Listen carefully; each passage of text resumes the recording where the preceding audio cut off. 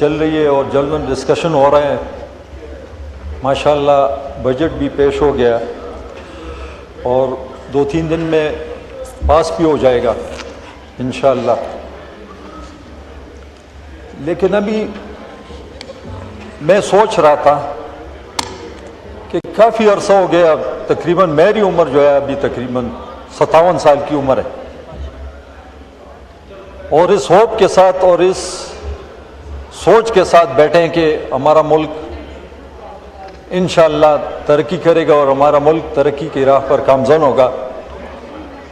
لیکن ابھی تک کچھ دور دور تک نظر نہیں آ رہا، اندھیرے. اور اس چیز کے لیے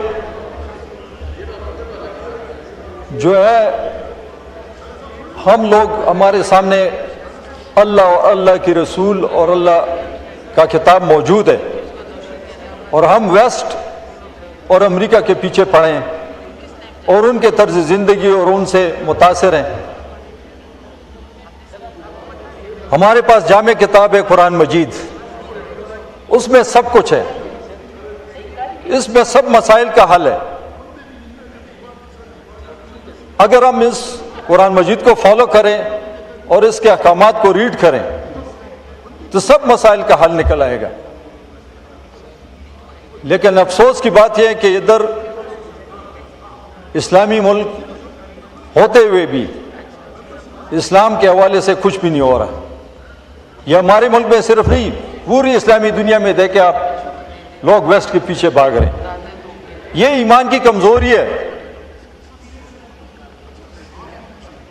اب دیکھیں ہمارے ملک میں جو سود کا مسئلہ ہے، بینکیں جو بھی IMF جو بھی ہوتا ہے وہ انٹرسٹ پہ ملک چل رہا ہے.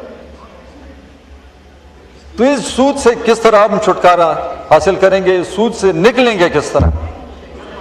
پاکستان تو ایک ایسا خوش قسمت ملک ہے کہ اس میں ایسے لوگ ہیں، ایسے آپ کو پتہ ہے کہ میں پچھلے دنوں ایک میگزین پڑھ رہا تھا کہ پوری دنیا میں، اسلامی دنیا میں 1 کروڑ 20 لاکھ قرآن کے حافظ ہے، اور اس میں 80 لاکھ پاکستان میں موجود ہے. 80 لاکھ پاکستان سے قرآن کے حافظ، اور 20 لاکھ جو ہے یہ یا 40 لاکھ یہ باقی اسلامی دنیا میں ہے. 52 اسلامی ملک اس وقت ہے دنیا کے نقشے پہ. پاکستان بڑا زرخیز ہے اس لحاظ سے. آپ کے پاس تقی عثمانی جیسے ہستی ہے، اس سے مستفید ہو جائیں، ان کو بلائیں یا ان کے پاس چلے جائیں. ان سب مسئلوں کا حل اللہ اور اللہ کے رسول اللہ کے کلام میں ہے. اور یہ چیزیں جو ہیں، یہ سود جو بینکیں سود پہ چلتی ہے، یا مطلب ہے ملک پورا سود پہ چلتا ہے. آپ تقی عثمانی صاحب کے ساتھ بیٹھے اس مسئلے کا آپ کو وہ حل دکھا دیں گے کہ کس طرح اس کو حل کرنا ہے. ہمارے لیے تو دلیل اللہ، اللہ کے رسول حضرت محمد صلی اللہ علیہ وسلم اور قرآن مجید ہے. پتہ نہیں ہم ویسٹ سے کیوں متاثر ہیں اور ویسٹ کے پیچھے بھاگ رہے ہیں. بجٹ پہ بجٹ پیش ہوتا رہا ہے، لیکن آج تک میں نے کامن مین کی زندگی، جو عام انسان کی زندگی ہے، غریب لوگوں کی زندگی، اس میں کوئی بھی فرق نہیں آیا. فرق آیا تو وہ نیچے گر رہے ہیں. بالکل لوگ ایسے حالت پہ پہنچے کہ آپ جتنے اپنے علاقوں میں جائیں گے تو ادھر آپ دیکھیں گے کرائمز کیوں زیادہ ہو جاتے ہیں. جب ناانصافی، جب مہنگائی، یہ چیزیں بڑھ جاتی ہے کہ کرائمز خود بخود بڑھتے ہیں. تو ان چیزوں کے ذمہ دار کون ہیں؟ ان کے ذمہ دار ہم سب ہیں. یہ ایوان جو بھی ہے، لیفٹ رائٹ جو بھی بیٹھے ہیں، لوگوں نے ہمیں منتخب کیا، ادھر بھیجا ہے، تو ان مسئلوں کا حل ہم نے ڈھونڈنا ہے. سب مل بیٹھ کے اپنے ملک کو ترقی کی راہ پہ گامزن کرے. مجھے تو سمجھ نہیں آ رہی، جو ملک کے لیے اور ملک کے لیے سوچتا ہے اس کے ساتھ ایسا ہوتا ہے جس طرح عمران خان کے ساتھ ہوا ہے اور جس طرح عمران خان کے ساتھ ہو رہا ہے. اگر عمران خان غلطی پہ ہے اور غلط کر رہا ہے، یا اس نے کچھ غلط کیا ہے اگر یہ غلط کیا شوکت خانم بنایا ہے, نمل یونیورسٹی بنائی ہے, لوگوں کو صحت کارڈ دیا ہے, ہمارے صوبے میں ابھی بھی چل رہا ہے, لوگ دعائیں دے رہے ہیں, تو پھر ٹھیک ہے, اس کو بالکل باہر نہ نکالے اور ہم سب کو بھی جیلوں میں ڈالیں. ہمیں بھی کوئی ضرورت نہیں ہے. ایک دفعہ بندہ جیتا ہے, ایک دفعہ مرتا ہے. جو بہادر بندہ ہوتا ہے زندگی میں ایک دفعہ وہ مرتا ہے, اور بزدل بندہ روزانہ مرتا ہے. ہم ایسے لیڈر کے پیروکار ہیں کہ انشاءاللہ تعالی, اور یہ بھی ہے اسپیشلی میں اپنا کہوں گا, اگر مجھے پتہ چلے کہ عمران خان غلطی پہ ہے, قسم خدا کی میں سیاست چھوڑوں گا. صرف تحریک انصاف نہیں, سیاست چھوڑوں گا. لیکن اگر وہ صحیح ہے اور وہ ڈیزرو کرتا ہے, تو اس ملک کی خاطر, آنے والے مستقبل کی خاطر, اپنے بچوں کا آپ دیکھیں, بچے کدھر, قسم خدا کی نوجوان طبقے میں جتنی بے چینی ہے میں بتا نہیں سکتا. ہر گھر میں ہر بچہ ادھر رہنے کو تیار نہیں ہے, باہر نکل رہا ہے, کوئی یورپ جا رہا ہے, کوئی مڈل ایسٹ جا رہا ہے, کوئی ادھر کوئی ادھر, جس کا بس جدھر بھی چلتا ہے ادھر نکل جاتا ہے. ہمارا ملک تو ایسا ملک ہے کہ اس میں کسی چیز کی کمی نہیں ہے. دیکھیں, ہسٹری چیک کریں, محمد علی جناح کے ساتھ کیا ہوا, لیاقت علی خان کے ساتھ کیا ہوا, بھٹو صاحب کے ساتھ کیا ہوا, بے نظیر بی بی کے ساتھ کیا ہوا, اور اللہ عمران خان کی حفاظت کرے. کدھر لے جا رہے ہیں ملک کو؟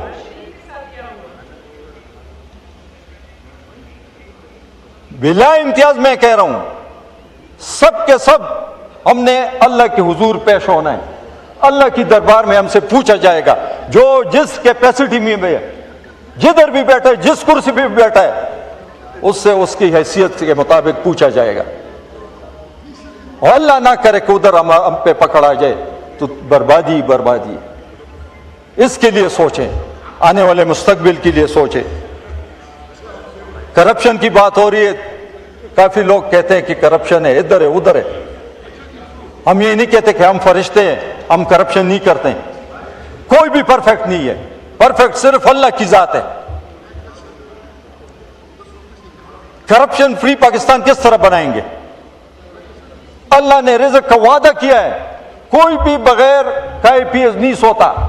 وہ ہستیاں جو تھی محمد صلی اللہ علیہ وسلم کی یا صحابہ کرام کی ہستیاں, مہینے مہینے تک وہ پتھر باندھ کے اپنے پیٹوں پہ, کچھ کھانے پینے کو نہیں ملتا تھا.